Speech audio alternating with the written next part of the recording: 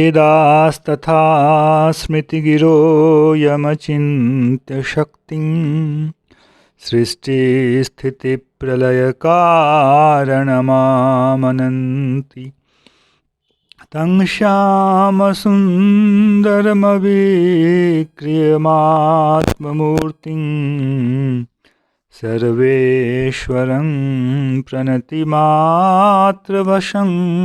भजामः। अज्ञाननिरधिरुपैति यया विशोषं भक्तिः परापि भजते परिपोषमुच्चैः तत्त्वं परं स्फुरति दुर्गममप्यजस्रं साद्गुण्यभित्स्वरचितां प्रणमामि गीताम्। नारायणं नमस्कृत्य नरं चैव नरोत्तमं देवीं सरस्वतीं व्यासं ततो जयमुदीरयेत्। हरे कृष्ण कृष्ण कृष्ण हरे हरे, हरे राम राम राम हरे हरे। गीता मंजरी का यह 193वां अंक है। हम लोगों ने अभी पिछले अंक में श्लोक संख्या 5.20 और 5.21 के अंतर्गत यह श्रवण किया कि ब्रह्म में स्थित हो चुका व्यक्ति अर्थात ज्ञान के द्वारा अज्ञान को नष्ट कर ब्रह्म से संसर्ग युक्त हो चुका व्यक्ति जो है अक्षय सुख की प्राप्ति करता है। इन्हीं तथ्यों को भगवान जो कुछ हम लोगों ने अभी तक 5वें अध्याय में श्रवण किया है उनको थोड़ा और स्पष्ट कर रहे हैं। पिछले श्लोक में भगवान ने कहा बाह्य स्पर्शे सशक्तात्मा बिंदति आत्मन यत् सुखम।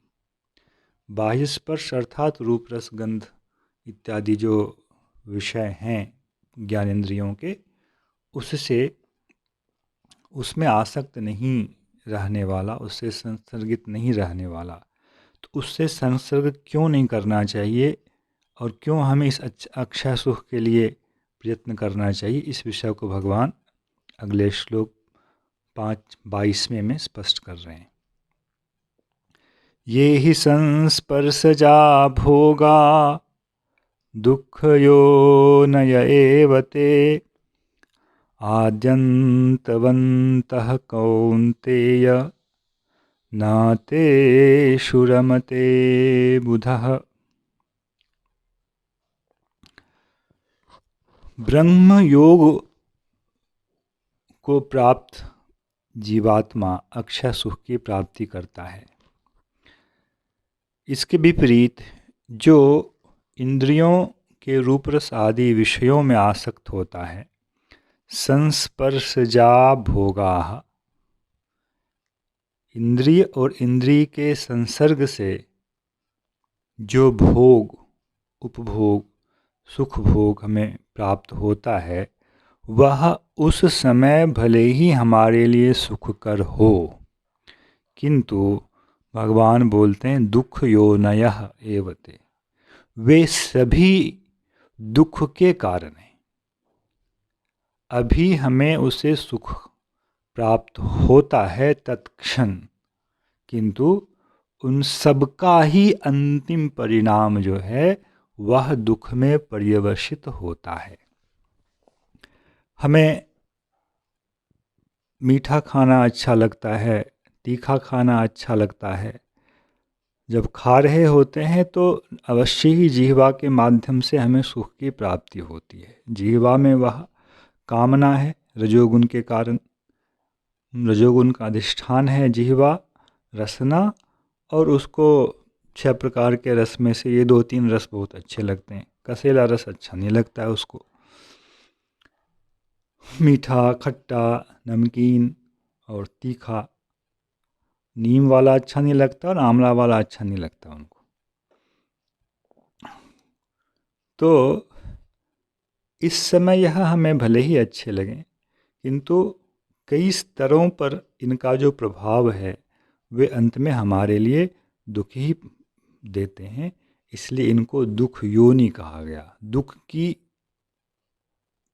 उत्पत्ति इससे होती है, दुख का यह कारण है। एक तो अभी के कर्म का हमें अभी भी फल मिल सकता है। जो अभी हम मीठा ज़्यादा खाएं तो हमें उसका सीधा सीधा शरीर पर असर पड़ता है। इसके बाद यह हमारे कर्म संस्कार को बनाता है, जिसे हमने पहले वासना इत्यादि कहा है।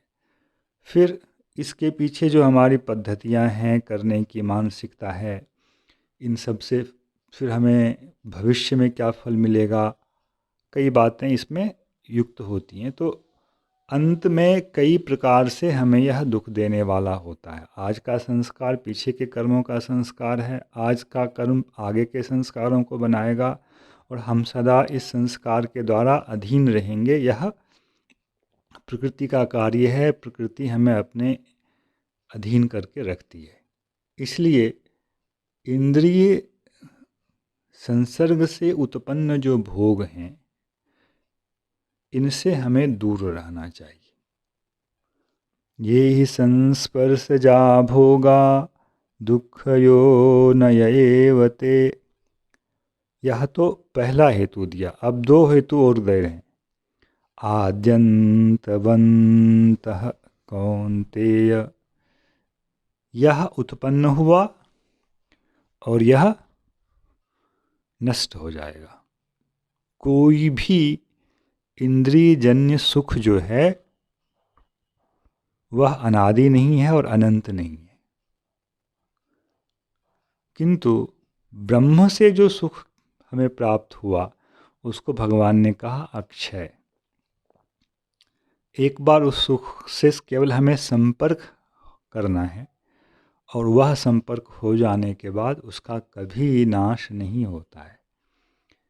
इंद्रिय के जो विषय हैं, ये विषय अपने आप में ना आद्यवान अर्थात उत्पत्तिमान और अंतवान है। हमें मिठाई अच्छी लगती है, वह दूध कहीं से आया, दूध से मिठाई बनी, वह उत्पन्न हुआ, उसमें चीनी है, रबड़ी हम खाते हैं, तो वह उत्पन्न हुआ है और वह नष्ट हो जाएगा। 2 दिन उसका व्यवहार नहीं हुआ तो वह नष्ट हो जाएगा और उससे जो हमें सुख प्राप्त हुआ वह भी नष्ट हो जाएगा। किंतु ब्रह्म स्वतः भी उस सुख का जो आश्रय ब्रह्म है वह कभी भी नहीं था ऐसा नहीं है और नहीं होगा ऐसा नहीं है, और उसका सुख अक्षय होता है। और एक बार उस सुख को प्राप्त कर लेने के बाद जीवात्मा दूसरे सुख की कामना भी नहीं करता है। इसी को भगवान बोल रहे हैं, अतः तेषु संस्पर्जेषु भोगेषु बुधः न रमते। इंद्रिय के संसर्ग से जो भोग प्राप्त होते हैं उन विषयों में बुद्धिमान व्यक्ति नहीं रमता है। योग की कक्षा में प्रवेश करने के समय ही गुरु के द्वारा जो ज्ञान प्राप्त होता है उसमें यह भाग जो है इसको कहते हैं वैराग्य। इंद्रियजन्य सुख भोग ये हमें दुख देने वाले हैं और अस्थायी होते हैं, इसलिए इनके प्रति हमें आसक्ति नहीं करनी चाहिए। यह योग के मार्ग में प्रतिबंधक है। इस भावना के द्वारा इनमें अनुराग ना कर इनके प्रति विराग का होना, विपरीत राग का होना, इसे वैराग्य कहा जाता है। तो ज्ञान और वैराग्य ये दोनों साथ साथ चलते हैं।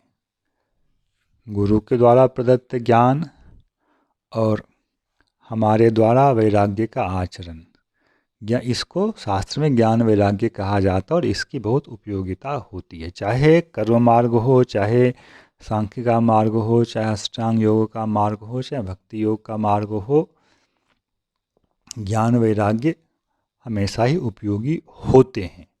विशेषकर कर्म मार्ग और ज्ञान मार्ग, अष्टांग मार्ग में, अष्टांग योग के मार्ग में इसकी बहुत प्रमुखता है। भक्ति योग के मार्ग में प्रमुखता इसकी नहीं है, किंतु उपयोगिता इसकी भी वहाँ है, क्योंकि भक्ति के अंतर भी स्वतः एक ज्ञान वैराग्य होता है। इसलिए बुद्धिमान लोग इनके प्रति आसक्त नहीं होते हैं, इनमें रमन नहीं करते हैं, इसकी कामना नहीं करते हैं।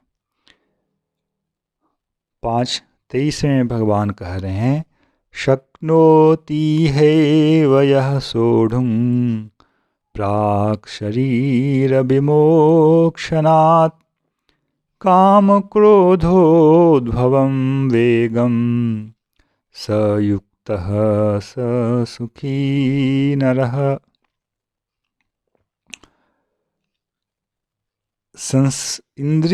इंद्रिय के विषयों से सुख प्राप्त करने की इच्छा है तो अंततः अविद्या का परिणाम, किंतु इसको कामना का वेग कह सकते हैं। और वह कामना जो है एक वासना के रूप में हमारे साथ है, और वह वासना चित्त में रहती है, जो हमारे पिछले पिछले कर्मों का संस्कार होता है।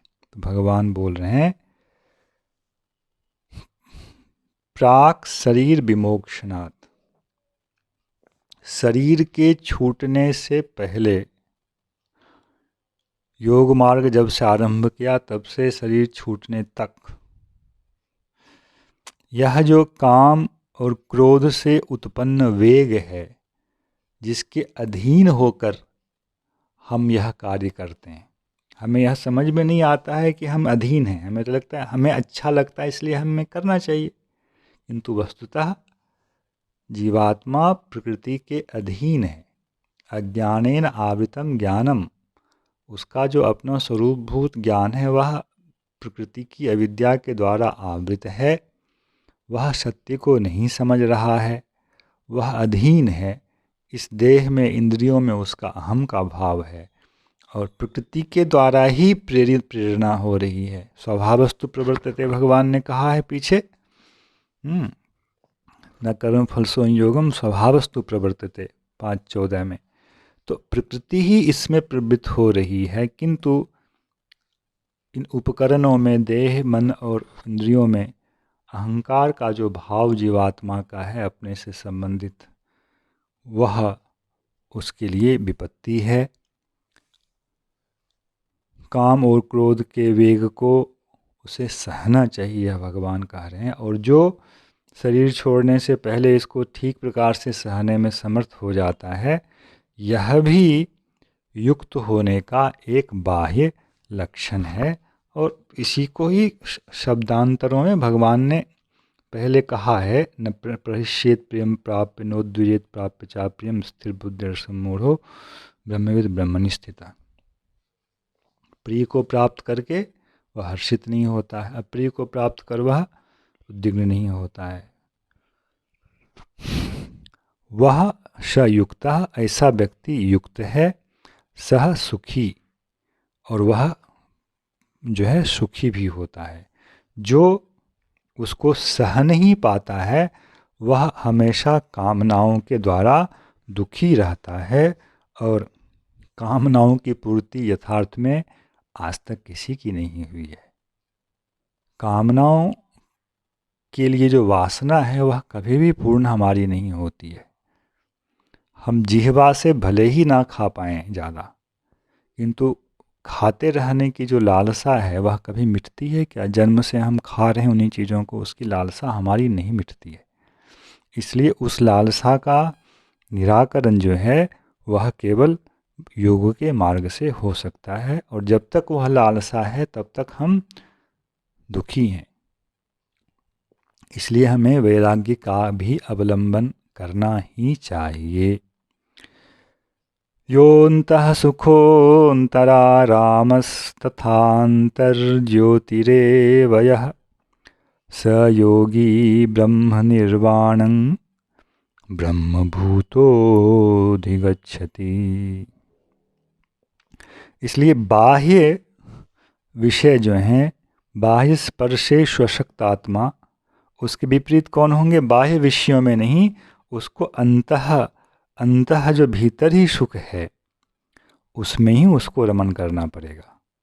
इसी को भगवान कह रहे, यो अंतः सुखः, जो भीतर से सुख है, बाह्य किसी पदार्थ की उससे अपेक्षा नहीं है। भीतर जीवात्मा भी है और भीतर परमात्मा भी है, जो समरूप से सभी प्राणियों में विद्यमान है, जैसा कुछ पीछे वाले भागों में कहा गया।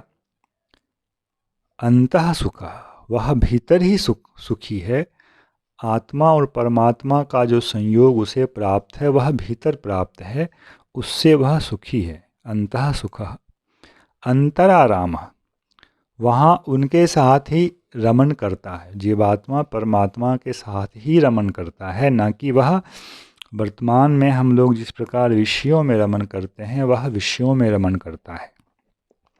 तथा अंतर्ज्योतिरेव च, उसकी दृष्टि उसमें, उसके हृदय में ही भीतर प्रकाश है। हमें बाह्य वस्तु का प्रकाश सूर्य के द्वारा, सूर्य के प्रकाश के द्वारा होता है, किंतु अंतर्ज्योति जो बोला पहले भगवान ने कहा है, तेषां आदित्यवज्ञानम प्रकाशयति तत्परम, वही ज्योति है। ज्ञान रूपी ज्योति उससे अंदर प्राप्त हो चुकी है और उससे वह आत्मा, परमात्मा और प्रकृति तीनों को वह स्पष्ट रूप से समझने के योग्य होता है। ऐसा जो व्यक्ति है स योगी, वह योगी है। और ब्रह्मभूतः, वह क्या है? ब्रह्मभूत। अब ब्रह्मभूत का कई प्रकार से लोग कदर्थ करते हैं। ब्रह्म हो गया, ब्रह्म हो गया, ब्रह्म हो गया, ऐसा नहीं कहा गया है। ब्रह्मभूत को तो भगवान ने इतना स्पष्ट यहाँ कहा, ब्रह्मणि स्थितः, वह अपने आप को ब्रह्म में स्थित समझता है। तस्मात् ब्रह्मणि ते स्थिता 5:19, ब्रह्मविद् ब्रह्मणि स्थितः। तो ब्रह्मविद् ब्रह्मैव भवति, यह जो उपनिषद का वाक्य है उसकी व्याख्या गीता में इतनी सुंदर रीति से की गई है। ब्रह्मविद् ब्रह्मणि स्थितः भवति, ब्रह्मैव भवति मतलब वहाँ एव जो है इव के रूप में है।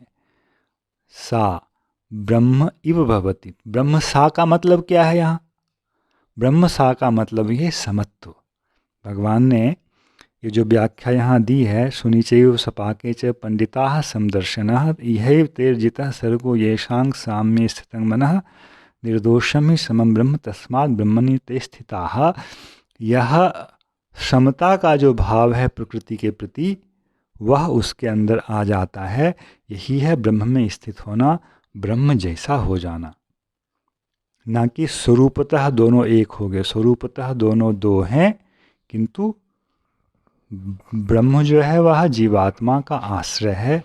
तो जो ब्रह्मविद है वह ब्रह्म में स्थित हो जाता है, और जो ब्रह्म में स्थित हो जाता है उसको कहते हैं ब्रह्मभूत।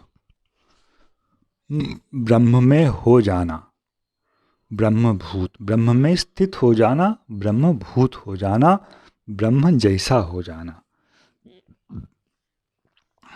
इसलिए सयोगी ब्रह्मभूतः भवति और ब्रह्म निर्वाणम अधिगच्छति। ब्रह्मभूत हो जाने के बाद जब वह शरीर छोड़ता है,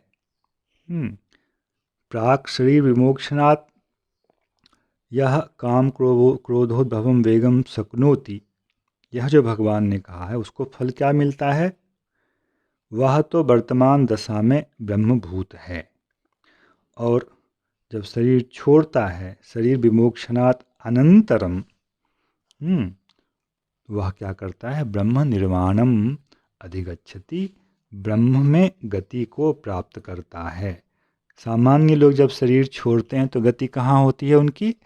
प्रकृति में, संसार में, इसलिए संसार का चक्र उनका चलता रहता है। किंतु ऐसे लोगों का संसार चक्र समाप्त हो जाता है। गच्छन्ति पुनरावृत्तिम, पुनरावृत्ति को प्राप्त करता है, वह संसार चक्र में नहीं आता है, किंतु ब्रह्म के साथ युक्त होकर वहीं उनके साथ ही रह जाता है।